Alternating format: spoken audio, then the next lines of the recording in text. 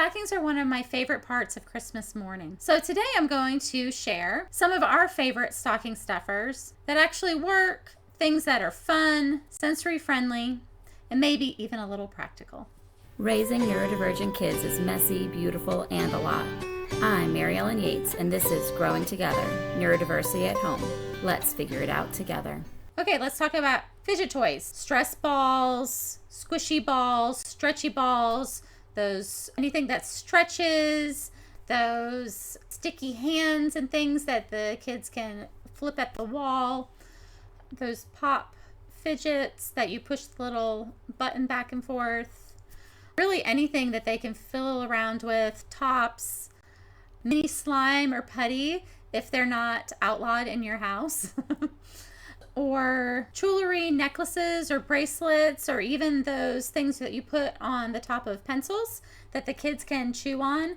I do have to say that these often get lost and found. They'll throw them somewhere when they're done with it, and then they'll lose it for a while, but then when they find it again, they're excited and they start chewing on it again. So just to be aware, this could be something that could wander off for periods of time. Kinetic sand tubs or those little small stackable Play-Dohs work really well to fit in stockings. Little bean bags, those could also be as fidget and sensory to move them around. If your stocking is big enough, you could wrap up a weighted lap pad or some bean bags. Soft textures, socks, especially fuzzy socks are fun. Small little stuffed animals that are really soft and cuddly. Textured keychains. These are all things that you can use beyond Christmas morning. So let's talk about edible or fun snacks. So obviously, if you're doing food type stuff, you're going to want to give your kids foods that they enjoy the texture and the flavor of, because a lot of neurodivergent kids can have texture and taste sensitivities. But some favorites for my kids are beef jerky, beef sticks, obviously candy, some novelty candy. We always get a little chocolate Santa for them. You can do cracker type things or some of their favorite chips, little bags of cookies.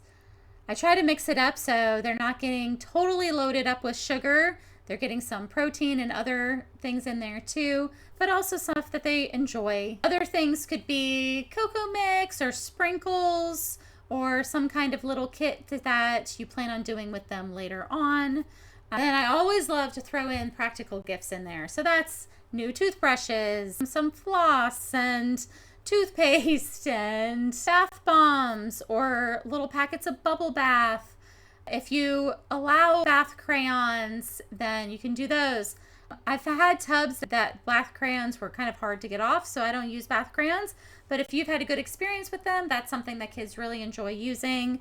You could do some other bath time products. I often find a new inexpensive washcloth to give them that has a fun character on it.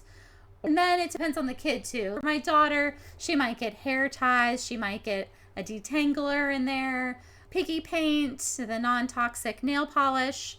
She might get a new color or something like that to go with her collection for that. Combs for the boys. And these things, they might not seem as fun, but a lot of times if they have a favorite color or they're given it as a gift, they are more encouraged to use those items. So it's a win-win. And then some creative or learning gift type items would be Yo2 player cards, the mini art supplies like special pens or markers or crayons, whatever your kid really likes to color with. Washi tape, the sticker sheets, Mad Libs, little puzzle books, little puzzle kits, little Lego bags to add to their Lego collection, magnets, fidget cubes, Bakugans. These are all things that I've put in my kiddos' stockings in the past. And last, but definitely not least, would be movement type gifts that encourage movement.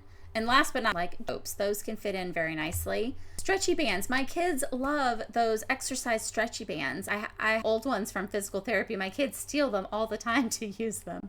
Hand exerciser thing. So gift cards can also be great to active places like children's museums or aquariums or zoos or trampoline parks or climbing gyms. If you have any of those in your area, parents gave my family passes for the aquarium for last Christmas that we were able to use all year. Those are great options that don't take up a lot of space, but really add value to your family. So some tips for when you have neurodivergent kids: you need to be careful with sensory type items. So things that have a strong smell or things that are really flashy. A lot of light kind of bugs me, so I tend to try to avoid those types of things. But another thing that my kids really like are flashlights. They're not the ones that are blinking really obnoxiously, but a flashlight might be a fun add-on as well, as I'm thinking about it. A lot of neurodivergent kids like to have predictability with some novelty. So a lot of times giving similar items every year, but then with a couple of surprises is often nice. So they get their standard treats and they get their standard practical stuff, but then there's some bonuses thrown in there. And then they're not overwhelmed by all the new things, which can cause some sensory overload. That can be kind of really overwhelming for them. I also try to keep it very simple. All of our stockings are labeled with the kid's name, and each stocking has a different color pattern to it so that it's easy for my kids to identify them, except for my baby, obviously, because he's still little. But also, I give them basically the same gifts. They're all going to get socks. They're all going to get the same amount of snacks. All those things, they're going to get the same. So they're not fighting over, oh, that person got more. And then they might have a few novelty items. They might get Yotu cards, but they're going to be different based on each kid's interest. Or the boys might get cars or Bakugans because those are things they really like. But my daughter might get hair supplies or a little doll or something to go with her dolls. Or so something that's also very specific that they know that is really just for one kid because that's what they like. They don't even care about that thing. So I definitely always do the stockings the night before so that when we're all waking up, we have the magic of everything already out and I'm not rushing around trying to get things in place. It's already done. So stockings don't need to be stressful. They're actually pretty fun. Just mix small, thoughtful things that will meet your kids' different sensory or practical needs.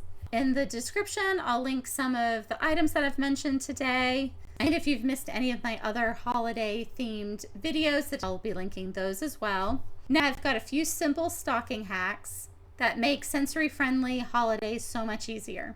That'll be my next short, so stay tuned. Remember to subscribe to my channel so you don't miss anything. And I'm Mary Ellen Yates at Growing Together Neurodiversity at Home.